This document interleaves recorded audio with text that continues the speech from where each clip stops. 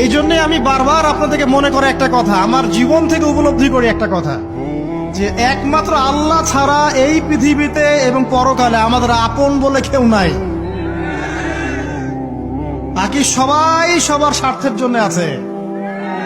মানুষ মানুষের অবস্থানকেই মূল্যায়ন করে, মানুষ মানুষের অবস্থানকেই মূল্যায়ন করে। আল্লাহ রাব্বুল আলামিন আপনার ভিতরটাকে ভালোবাসেন। দেখেন, আপনি যখন নামাজ পড়েন নাই, আল্লাহ পাক কিন্তু আপনাকে ধ্বংস করে দেন নাই। আল্লাহ পরম করুণাময় আপনাকে হেদায়েত দিয়ে নামাজি বানিয়ে দিয়েছেন।